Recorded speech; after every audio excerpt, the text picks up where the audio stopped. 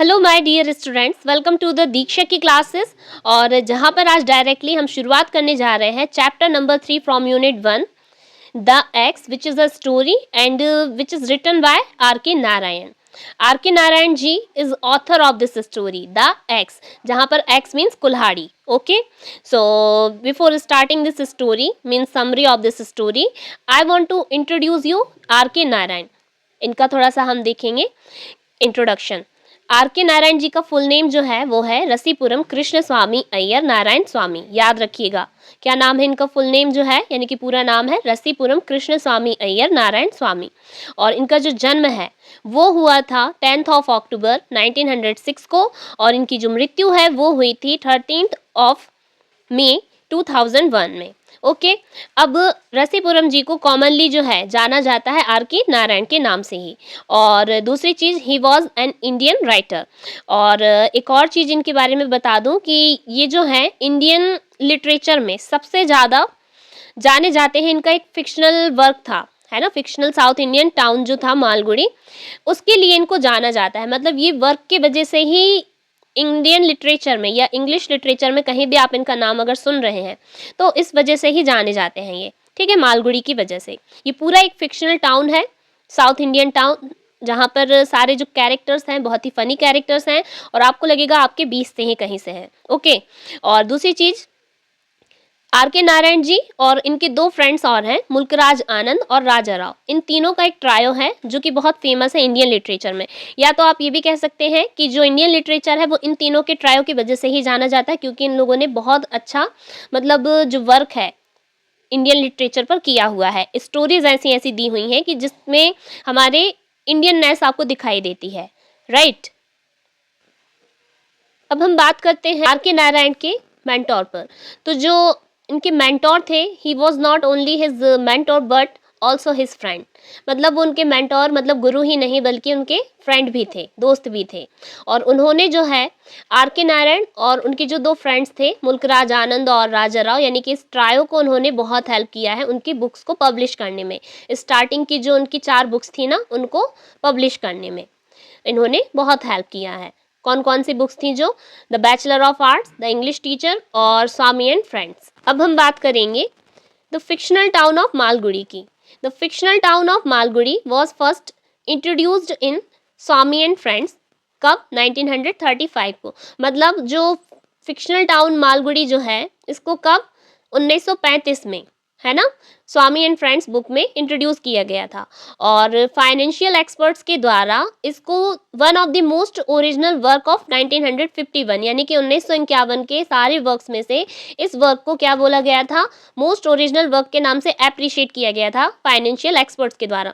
और are K Narayan जी को साहित्य अकेडमी अवार्ड भी मिला था। उनकी एक फिल्म थी जिसका नाम था द गाइड, तो उसके लिए उनको साहित्य अकेडमी अवार्ड मिला था, which is the film fair award. अच्छा, अब हम बात करते हैं आर के नारायण जी के वो सारे कैरेक्टर्स जो उन्होंने अपने वर्क में हमें इंट्रोड्यूस किए हैं।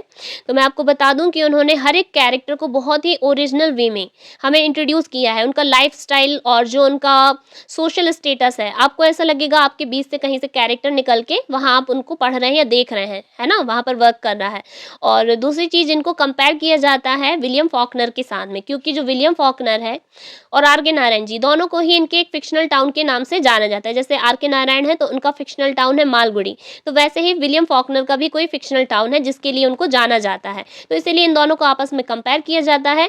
और दूसरी चीज़, आर के नारायण की जो शॉर्ट स्टोरीज हैं उनको कंपेयर किया जाता है गुइडी मापा सेंट की शॉर्ट स्टोरीज के साथ में। गुइडी मापा सेंट भी एक ऑथर है जिन्होंने शॉर्ट स्टोरीज लिखी हैं और उनकी भी शॉर्ट स्टोरीज उतनी ही ह्यूमर के साथ भरी पड़ी हैं जैसे कि हमारे आर के नारायण जी की शॉर्ट स्टोरीज हैं। तो इसीलिए इनको आपस में कंपेयर किया जाता है और इनकी शॉर्ट स्टोरीज को। सो अब we jump to the summary of the story the axe, है ना, which is written by R K Narayan. और एक बात बता दो, जहाँ पर एक्स मीन्स कुल्हाड़ी और जिसका थीम जो है वो क्या है? एनवायरनमेंट है। अब वो कैसे एनवायरनमेंट है? Let's see in the story. This story is about a boy named Velan, जो कि एक गांव है कोपल, वहाँ का रहने वाला है।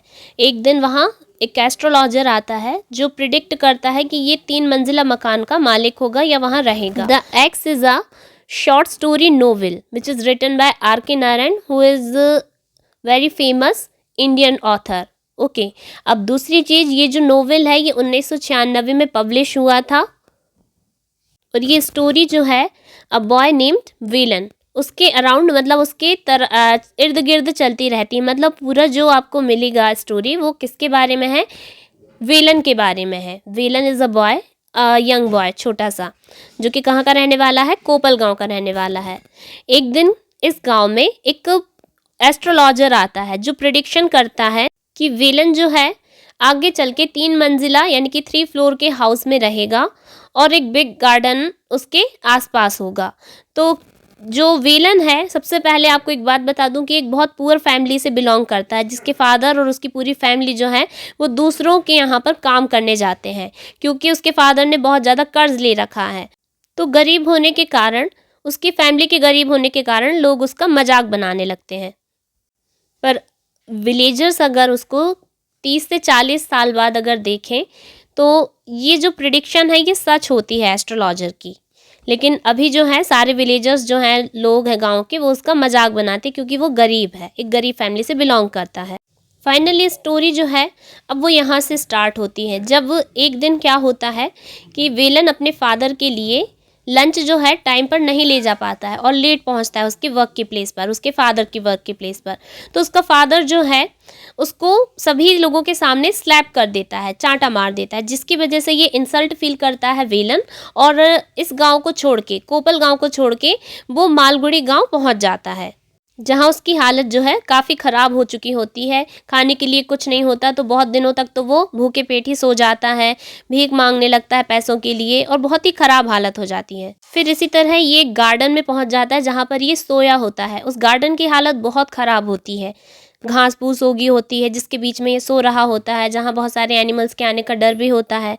तो उस गार्डन का मालिक वहाँ पर आता है जो कि एक ओल्ड मैन होता है, तो वो उसको वहाँ मिलता है, वो उससे बातें करता है, पूछता है और उसको जॉब प्रोवाइड करता है। विलन जो है अब इस गार्डन को देखता है और दोनों मिलकर जो है प्लानिंग करते हैं और एक बहुत ही सुंदर सा गार्डन बनाते हैं 3 साइड्स का, जहाँ पर एक हाउस भी होता है 4th side of the gland.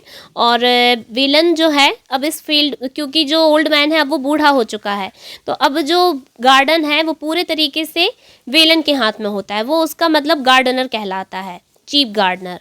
Villain बहुत अच्छे तरीके से उस गार्डन को देखभाल करता है, साथ ही साथ प्लांट से, एनिमल से, वॉल से, सबसे बहुत इंसानों की तरह ही बात करता है, जैसे कि कोई इंसान से वो बातें कर रहा है, उनको बहुत लव करता है, केयर करता है। विलन और गार्डनर ने मिलके इसको बहुत ही अच्छे तरीके से बना रखा था, बहुत ही अच्छा मेंटेन करके रखा था। गार्डन एक हेवन की तरह लगता था उसको, ऐसा विलन का मानना था, और बहुत ही क्लीन था ये गार्डन। अब जो है हाउस बिल्डर असिस्टेंट आता है और वो उसको बोलता है कि विलन ने जो है हाउस जो है 2 लाख से ऊपर का बना लिया है, मतलब ये 1 लाख के कॉस्ट में बनना था जो कि उसने ज़्यादा कॉस्ट में बना लिया है। तो जिसकी वजह से विलन जो है अब अपसेट हो गया है और अपसेट होकर वो अपने एक फ्रेंड मार्गोसा ट्री यानी कि नीम के पेड़ से बात करता है और बात करते करते उसको डांटता है कि तुम जल्दी बड़ा हो जाओ, इतने छोटे रहोगे तो मैं तुम्हें उखाड़कर या फाड़कर फेंक दूंगा।